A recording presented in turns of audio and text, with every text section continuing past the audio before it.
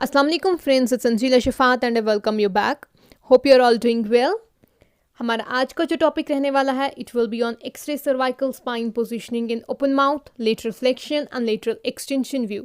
मैंने अपने recent lecture में कंप्लीट किया हुआ था X-ray cervical spine positioning in basic views. They were AP and lateral erect. साथ में मैंने ऑल्टरनेटिव व्यू कंप्लीट किया हुआ था, that was lateral spine.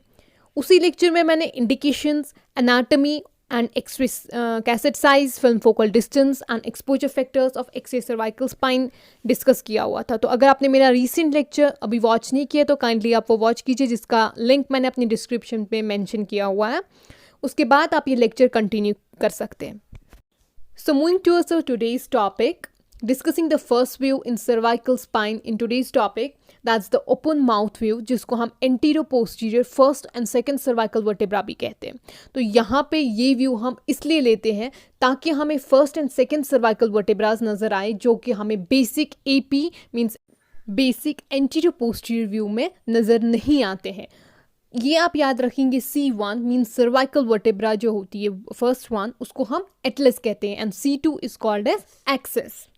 Now discussing the position of patient and image receptor in open mouth view. आप image में check कर पा रहे होंगे पेशेंट जो है उसको स्टैंडिंग इरेक्ट पोजीशन में रखा जाता है, बिल्कुल चेस्ट स्टैंड के साथ और बकी डिटेक्टर के साथ, जहाँ पे उसका posterior aspect of head and shoulder जो होता है वो इसके साथ टच करता है. हम यहाँ पोजिशनिंग ऑफ पेशेंट जो है वो स्पाइन पोजिशन में भी कर सकते हैं, मीन्स लेटा कर सकते हैं ऑन एक्सरे टेबल. जो मीडियल सैजिटल प्लेन होता है उसको इस तरह से एडजस्ट किया जाता है कि वो बिल्कुल जो मिड सैजिटल प्लेन होता है बॉडी का वो mid line of the image receptor के रहना चाहिए. जो नेक है उसको एक्सटेंड किया जाता है, माउथ जो है उसको खुलाया जाता है जितना हो सके उतना.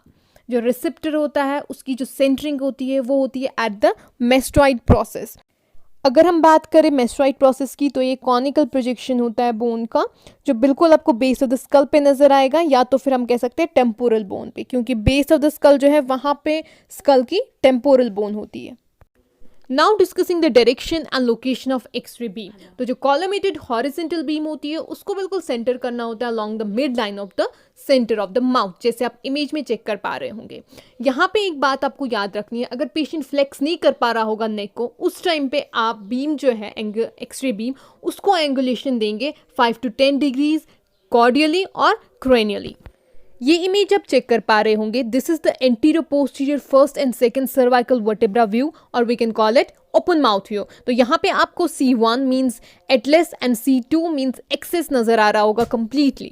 सो moving towards the second view, that's the lateral flexion view. तो ये वाला प्रोजेक्शन जो है काफ़ी ज़्यादा इंपॉर्टेंट होता है पेशेंट के लिए बिफोर सर्जरी.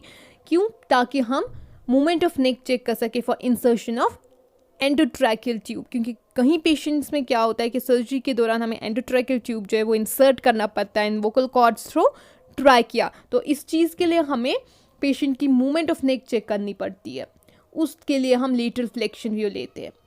और अगर हमें डिग्री ऑफ मूवमेंट चेक करनी होगी कि कोई चेंज तो नहीं आ गई है इन सर्वाइकल वर्टेब्रा, उस टाइम पे भी हम लेटरल फ्लेक्शन व्यू लेते हैं.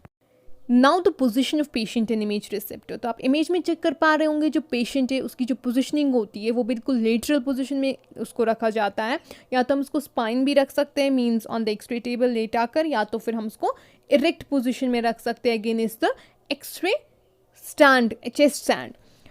पेशेंट जो है उसका जो नेक होता है उसको फ्लेक्स किया जाता है, और जो उसकी चिन होती है उसको टक किया जाता है चेस्ट के साथ जितना हो सके उतना, जैसे आप इमेज में चेक कर पा रहे होंगे.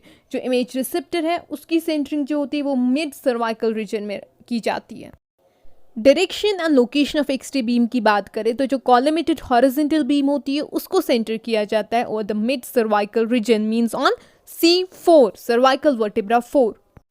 इस इमेज को आप चेक करेंगे, so this is the lateral flexion view, जहाँ पे आपको एंटायर सर्विकल वर्टेब्रा नजर आ रहा है, साथ में आपको एटलेंटो ऑसिपिटल जॉइंट भी नजर आ रहा है, मींस वो वाला जॉइंट जहाँ पे occipital bone of skull and Atlas bone जो है वो ज्वाइन करते हैं. नेक्स्ट आपको स्पाइनस प्रोसेस भी नजर आ रहा है and soft tissues of the neck भी. Now the last and the third view, that's the lateral extension view. तो ये वाला व्यू जो है ये भी सेम उसी मकसद के लिए लिया जाता है जिसलिए हमने लेटरल फ्लेक्शन व्यू लिया होता है इसे प्रीवियस वाला view. So moving forward, position of patient and image receptor, तो आप इमेज में चेक कर पा रहे होंगे पेशेंट जो है उसको लेटरल पोजीशन में रखा जाता है, या तो हम इसको इरेक्ट मींस अगेंस्ट द बकी डिटेक्टर रखते हैं, या तो फिर इसको हम एक्सरे टेबल पे स्पाइन पोजीशन में रखते हैं लेटा के।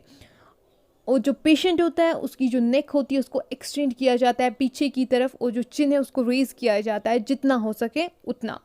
इमेज रिसेप्टर जो है उसकी सेंटरिंग जो होती है वो मिड सर्वाइकल रीजन में होती है। Now the direction and location of X-ray beam, तो जो कॉलमेटेड हॉरिजॉन्टल बीम होती है यहाँ भी उसकी सेंटरिंग जो होती है वो होती है over the mid cervical region means on C4। तो ये इमेज आप चेक कर पा रहे होंगे, this is a lateral extension view of cervical spine, और यहाँ पे आपको एंटायर सर्वाइकल वर्टिब्रा नजर आ रहे होंगे, atlanto-occipital joint and spinous process, और साथ में सॉफ्ट टिश्यूज ऑफ नेक भी नजर आ रहा होगा। So this was all about today's topic. Thank you for watching, take care.